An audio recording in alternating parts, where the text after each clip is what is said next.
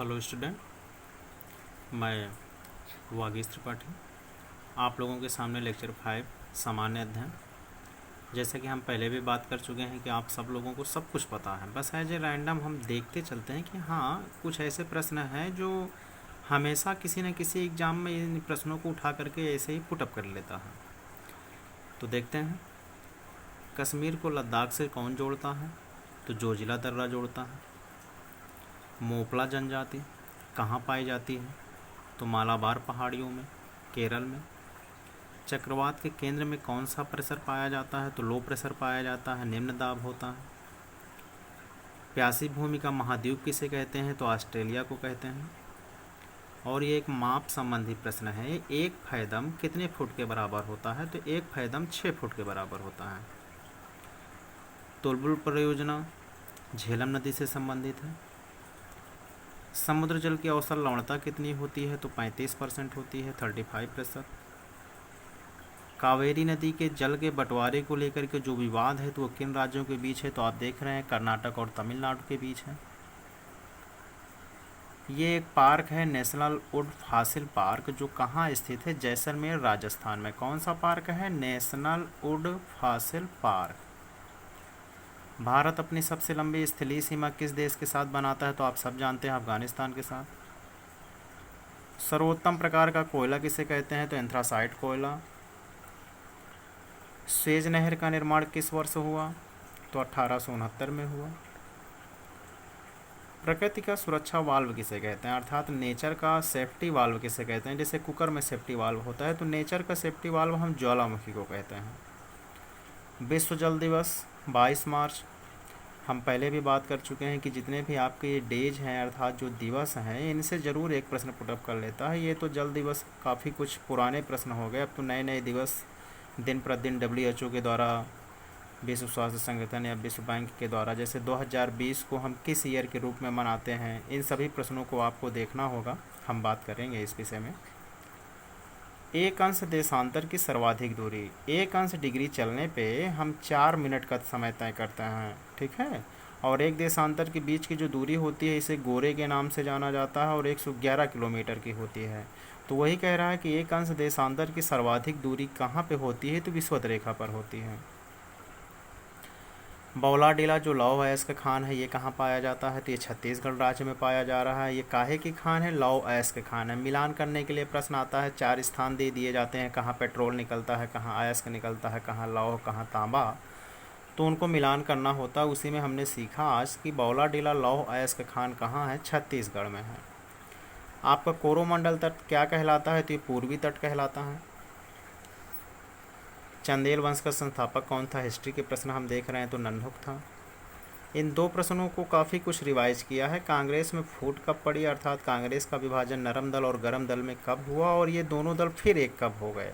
तो आप देखिएगा, पॉइंट नोट करिएगा कि सूरत में 1907 में इनका जो है विभाजन हो गया था, नरम दल और गरम दल। और जब ये लखनऊ के पास आते हैं, नवाबी शहर में प्रवेश करते हैं, तो लखनऊ में 1916 में, ठीक है, 1907 के बाद 9 वर्ष के बाद 1916 में ये गरम दल और नरम दल फिर आपस में एक हो जाते हैं। भारतीय क्रांति की जननी अर्थात भारतीय क्रांति की माँ किसे कहते हैं? ये प्रश्न 2-3 बार यूपीएससी के एग्जामों में पूछ चुका है, यूपी पीसीएस के एग्जामों में पूछ चुका है। तो भारतीय क्रांति की माँ मैडम भीकाजी रुस्तम कामा कहलाती हैं। और इन्होंने सबसे पहला भारत का जो तिरंगा था उसको इन्होंने फहराया था। तो किन्होंने फहराया था? तो मैडम भीकाजी रुस्तम कामा।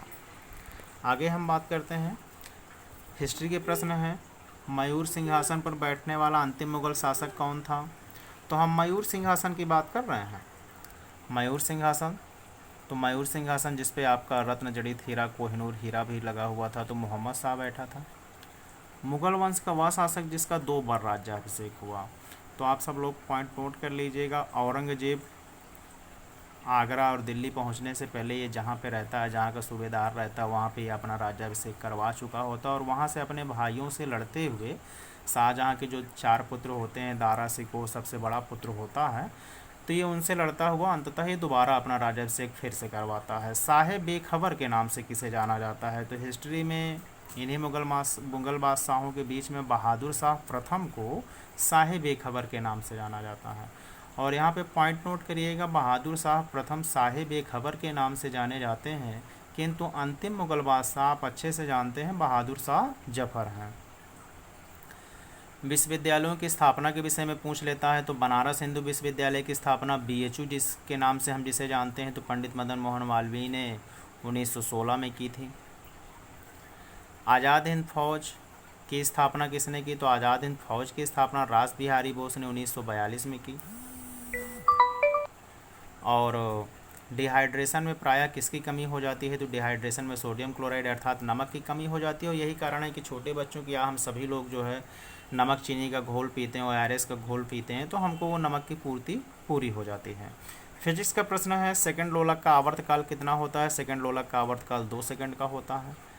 आप जो भी दवाएं खाते हैं अर्थात कैप्सूल जैसे खाते हैं, तो जो उसकी खोल होती है वो आवरण किसका बना होता है, तो स्टार्च का बना होता है। ठोसों में ऊष्मा का संचरण किससे होता है, तो चालन विधि द्वारा होता है। जैसे आपका लोहा है, लोहे को आप गर्म करेंगे तो ऊष्मा एक बिंदु से दूसरे बिंदु तक अर्थात एक स्थान से दूसरे स्थान तक कैसे जाती है, तो चालन विधि द्वारा जाती है। कृत्रिम वर्षा कराने के लिए हम किसका प्रयोग करते हैं, तो कृत्रिम वर्षा कराने के लिए हम सिल्वर आयोडाइड का प्रयोग करते हैं। और सबसे इम्पोर्टेंट प्रश्न है, लोहे का शुद्धतम रूप पिटवा लोहा आप जानते हैं। केमिस्ट्री के बच्चे जो 12th और हाई स्कूल के बच्चे हैं वो ध्यान देंगे। इलेक्ट्रॉन त्यागने और ग्रहण करने की प्रवृत्ति, त्यागना क्या कहलाया, जो त्यागेगा वो धनायन हुआ ना, तो जो धन बनाते हैं वो ऑक्सीकरण कहलाते हैं, और जो ग्रहण करते हैं वो आपके अवकरण कहलाते हैं। ये प्रवृत्ति क्या कहलाती है, ऑक्सीकरण और अवकरण की। ठीक है, केमिस्ट्री का ही प्रश्न है, दूध से क्रीम निकालने पर क्या होता है, तो दूध से क्रीम निकालने पर घनत्व बढ़ जाता है। फिजिक्स, घनत्व बढ़ जाता है। हम आज इकोनॉमिक्स के प्रश्न लेकर आए हैं, इकोनॉमिक्स के बारे में चर्चा करते हैं। तो राष्ट्रीय आय में अर्थात जो राष्ट्र की आय होती है सबसे अधिक योगदान किसका होता है, तृतीय क्षेत्र का होता है। और तृतीय क्षेत्र कौन होते हैं, जो सेवा क्षेत्र होते हैं, जो सर्विस सेक्टर के लोग होते हैं, जो जॉब कर रहे होते हैं। ठीक है, भारत में मुद्रास्फीति की माप किससे की जाती है, तो भारत में मुद्रास्फीति जो मुद्रा की मूल्य गिर जाती है अर्थात उसकी कैपेसिटी पावर जो खरीदने की उसकी क्षमता होती है वो जो गिरना कहलाती है मुद्रास्फीति। जहाँ पे महंगाई बढ़ जाती है अर्थात 100 रुपये में जैसे 1 रुपये की कीमत आज नहीं रह गई है, उसी को हम मुद्रास्फीति कहते हैं। तो मुद्रास्फीति किस में मापी जाती है, तो थोक मूल्य सूचकांक से मापी जाती है। मुद्रा का गिरना उद्देश्य क्या कहलाता है, अर्थात किस उद्देश्य की पूर्ति करता है RBI की या किसी भी सरकार ने यदि मुद्रा का अवमूल्यन किया हुआ है तो क्या होता है, निर्यात को बढ़ावा मिलता है और आयात को कम किया जाता है। सफ़ेद सोना किसे कहते हैं, तो सफ़ेद सोना कपास को कहते हैं। काला सोना किसे कहते हैं, पेट्रोलियम को कहते हैं, कोयला को कहते हैं। तो ये आज के सारे प्रश्न थे हमारे। आप सब लोग चाहें तो इसका एक बार साइड नोट मेरी आपसे यही है कि ये सारे प्रश्न आप सब लोगों को पता है, बस एक बार रैंडम में आप इनको सुनते जाइएगा। प्रकृति का सुरक्षा बल, ज्वालामुखी, पूर्वी तट, कोरोमंडल, चंदेल वंश का संस्थापक नन्होक, कांग्रेस में फूट मैंने बताया, सूरत अधिवेशन 1907 में, और ये दोनों एक कब हुए थे, तो लखनऊ अधिवेशन 1916 में। अगले लेक्चर के साथ मैं फिर आप लोगों के बीच उपस्थित होऊंगा। तब तक के लिए नमस्कार। यदि वीडियो आपको अच्छे लगते हैं तो अधिक से लोगों तक शेयर करें और सब्सक्राइब करें, जिससे आपको अगले वीडियो बगैर किसी प्रयास के स्वतः ही आपको उपलब्ध हो जाएंगे।